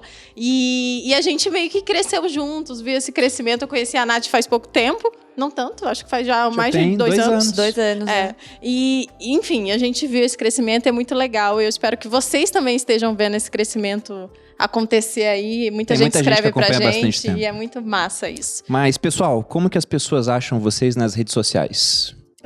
@Cicarrego-Macedo. Porque não tem o cedilha, né? Não tem cedilha, é um saco. No YouTube tá também, Cissa, ou não? Cicarrego-Macedo. Agora a Cissa é dona e proprietária de um canal do YouTube. Minha filha, se inscreva lá. No seu caso, Nath? Apartamento por extenso, _203. No Instagram. No Instagram. Ok. Você, Valesca? O meu é @ValescaBruzzi, com V e K, 2 Zs no Bruzzi. Vocês me encontram no YouTube também. Dou aulas semanais, toda quarta-feira, aula aberta. Tá ao Aproveitem. vivo agora, né? Ao vivo. Chiquérrima também. E vocês podem me encontrar no Maluperini, @Maluperini, ou no canal dos sócios também. A gente tem episódios novos todas as quintas-feiras, eu sempre falo errado. Quinta-feira, às 6 da manhã, sai em todas as plataformas de áudio. E meio-dia em estreia no YouTube. Você pode assistir lá com os nossos comentários. A gente sempre tá lá. A gente vai estar nos comentários, inclusive, quase sempre a gente consegue... Vocês sabem disso se viram pelo YouTube, a gente ficou lá. A gente fica aqui sacaneando, falando merda. A gente é uma delícia. E se inscrevam no canal, inclusive. E no meu caso, Bruno_Perini no Instagram, canal Você Mais Rico no YouTube ou no podcast Os Sócios. Lembrando também que vai ser um ensaio meu de nu artístico muito bacana no perfil do OnlyFans. Brincando, com tá, o pé gente? na terra. como Outra é que... transição de carreira, né? Que Mas, a gente tá de pensando em fato, fazer. ontem a gente tava fazendo Esse uma era o plano sessão de B, né? fotos, inclusive. Agora o Bruno Pro OnlyFans? Não. A gente tava de... Não chegamos nisso, né? A gente tava de roupa. Mas é um plano B. Quanto é? Pessoal, gostaria de agradecer a presença de todos. Obrigada, muito obrigado. gente. Obrigada a Obrigada vocês. Esse pelo agregou com o convite. público. E, gente, até o próximo episódio, né? E um grande abraço. Beijos. Tchau, tchau. Beijos, Tchau, tchau. Obrigada, adorei.